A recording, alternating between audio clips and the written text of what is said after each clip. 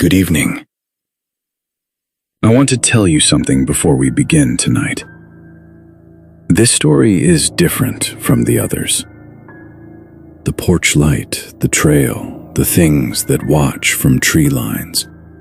Those are the kinds of stories I can hold at arm's length for you. Shape them, smooth the edges, make them safe enough to carry into sleep. This one, I cannot do that with. What I am about to tell you is based on real accounts, documented, reported, submitted by people who had no reason to lie and every reason to stay silent. The first report came from a journalist in Abilene, Texas in 1996. His name was Brian Bethel. He was a practical man, a measured man, the kind of person who traffics in facts for a living. He reported that 2 children knocked on his car window late at night and asked to be let inside. He almost did it. He has spent the years since trying to understand why every part of his body was screaming at him to drive away before he could even see their eyes. I have taken his account and the accounts of 11 others like it, and I have woven them into one story. One night, one woman who did not drive away in time. Her name, for the purposes of this telling, is Mara. Do not open the door tonight. Part 1. The Parking Lot. It was October. Late. The kind of late where the roads are empty and the gas stations are the only lights for miles, orange and humming, islands of fluorescence in the dark. Mara had been driving for 3 hours. She was on her way home from her sister's house, a visit that had run long, the way visits do when you don't see each other enough. When there's always one more thing to say over one more cup of tea. She was tired. Her eyes were doing the thing they do on long drives, where the white lane markings start to blur at the edges.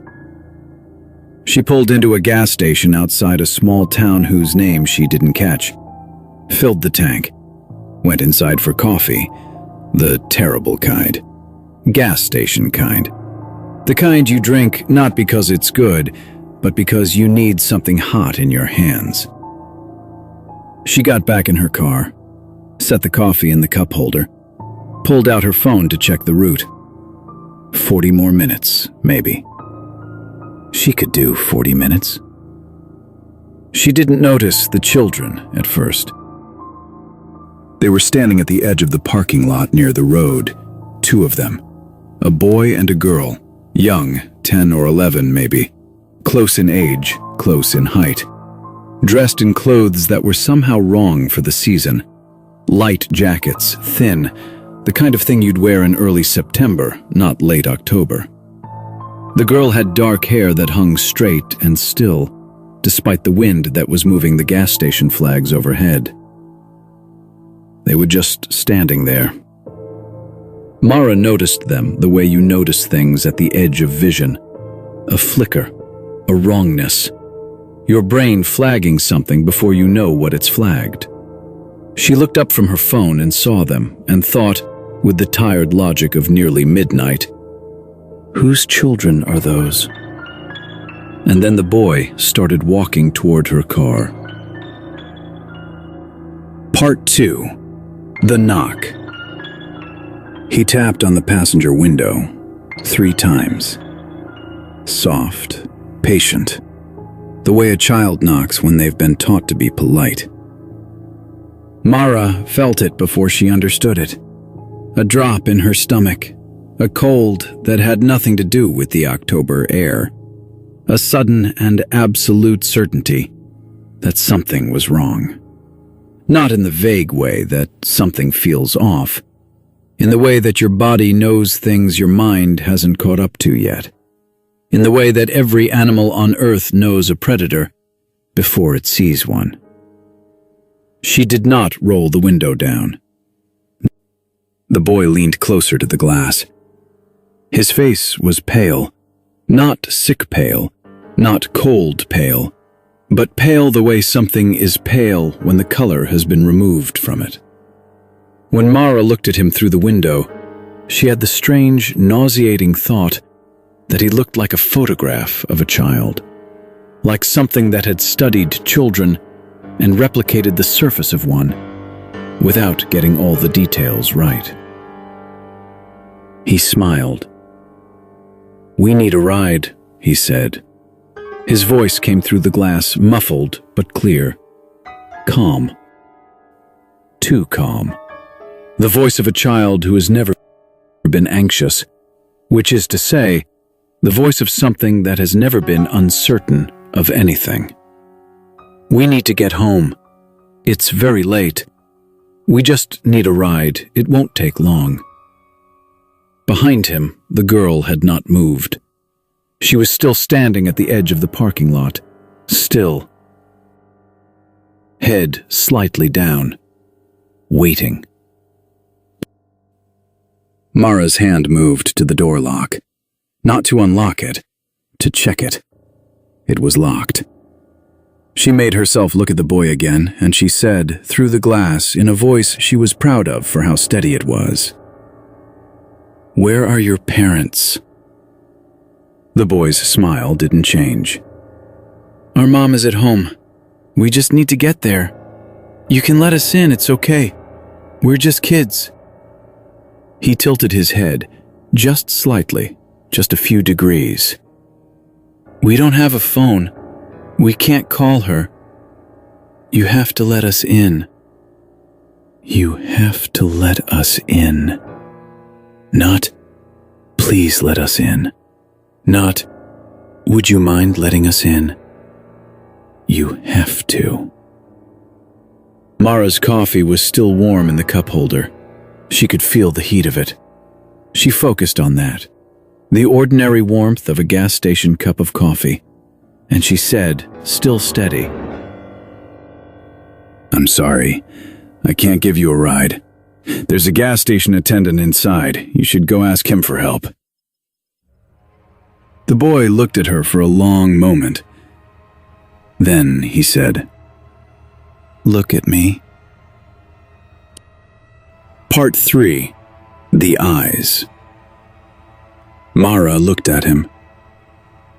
Every account, every single one of the documented cases describes this moment the same way, not as a visual experience, as a physical one, as if looking into the eyes was not an act of seeing, but an act of falling, of being pulled towards something that has no floor. The boy's eyes were black. Not dark brown, not the dark gray-black of certain irises in low light. Black.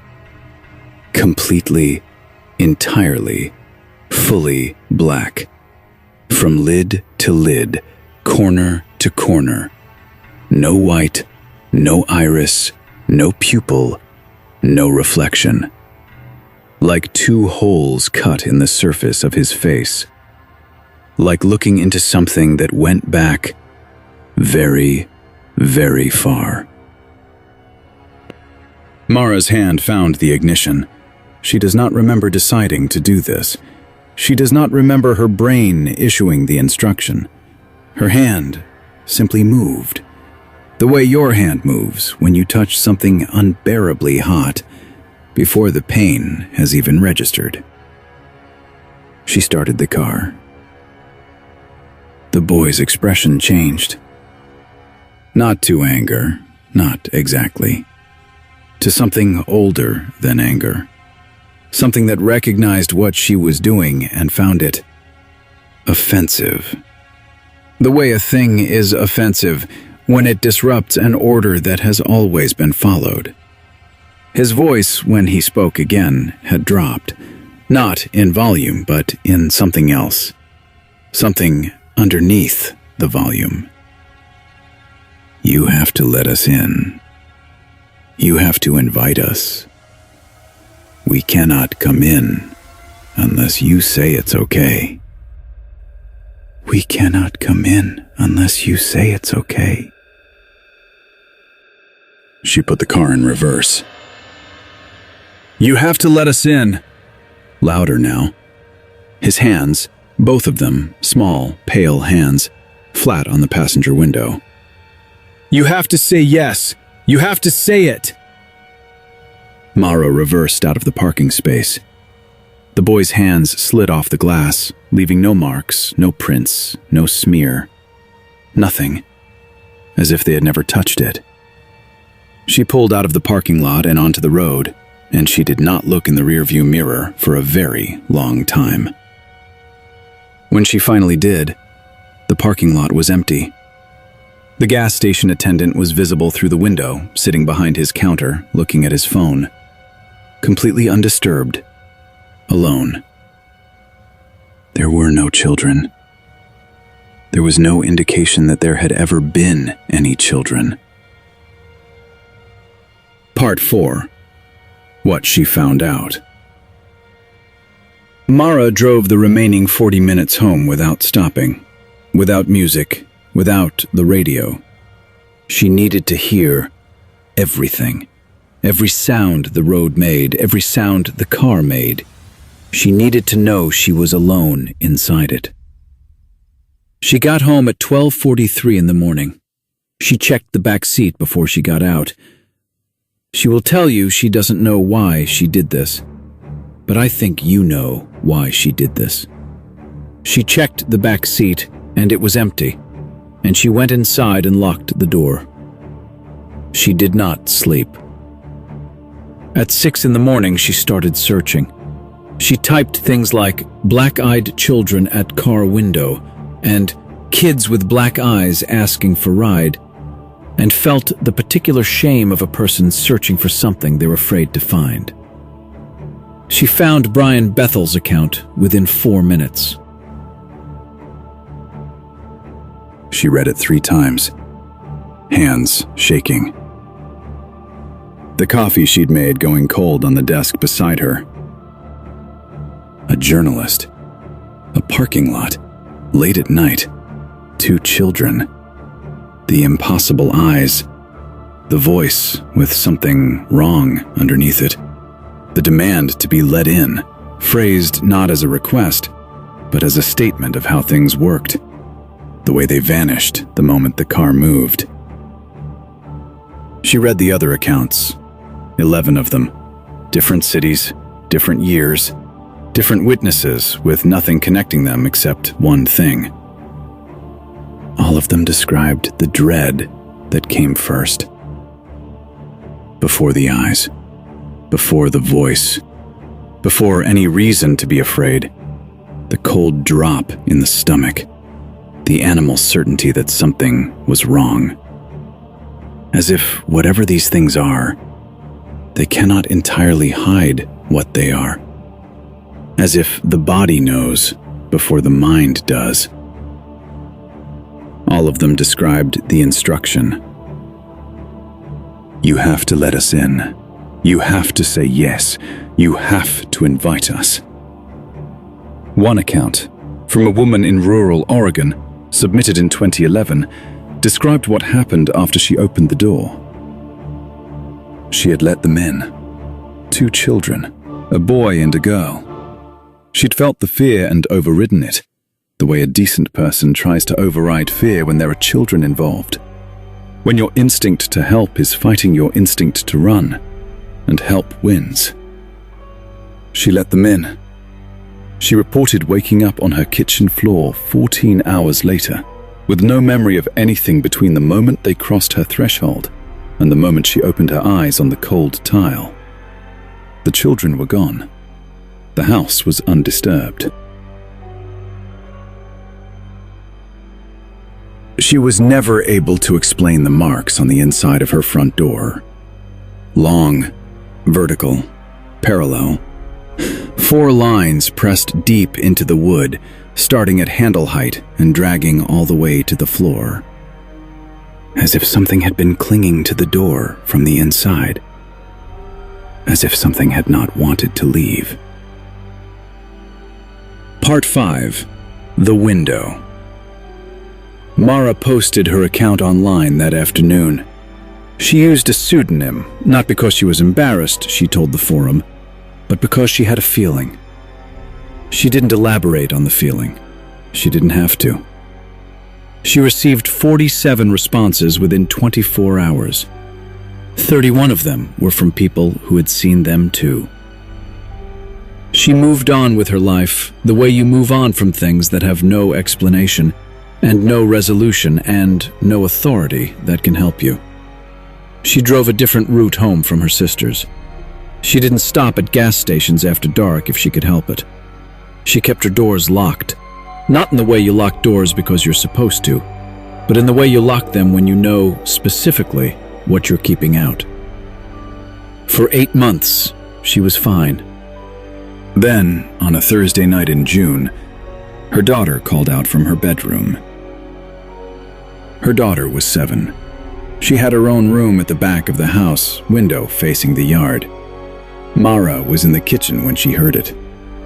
The way you hear your child's voice at any volume, anywhere in the house, no matter what else is happening. She heard it, and she was already moving. "Mommy, there are kids outside." Mara stopped in the hallway. "What?" "2 kids, in the yard. They're looking at my window." She told her daughter not to move. She told her daughter she was coming. She walked down the hallway and into the bedroom, and she did not turn on the light, and she looked out the window into the dark yard. They were there, standing in the yard. The same boy, the same girl, the same pale stillness, the same wrong clothes, the same head tilted slightly down, as if they had been waiting, not specifically for her, but for whoever lived in this house. As if they had simply found her again, the way water finds the lowest point. The way certain things find the people who have already seen them. The girl looked up. Even from the bedroom window, in the dark of a June night, Mara could see her eyes. She pulled her daughter away from the window. She did not say a word. She took her child to the interior bathroom, no windows, no outside walls, and she sat on the floor with her back against the door and her daughter in her lap, and she did not move, and she did not make a sound. After a while, her daughter fell asleep. After a longer while, Mara heard something. A knock on the front door. 3 times. Soft, patient. I am not going to tell you what Mara did next. Not because I don't know, but because I think it's more useful, more important for you to sit with the question, what would you do?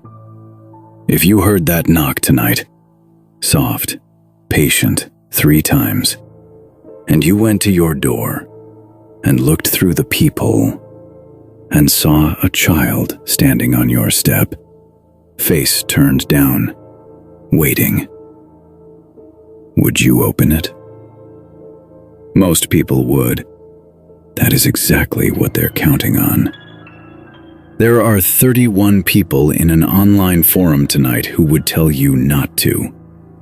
Who would tell you that the fear you feel before you can explain it is the most important thing your body has ever tried to say to you. Listen to it. Whatever you do tonight, whatever you hear, do not say yes. Do not let them in. I'm the Keeper, and these are dimly lit tales. Sleep well, if you can.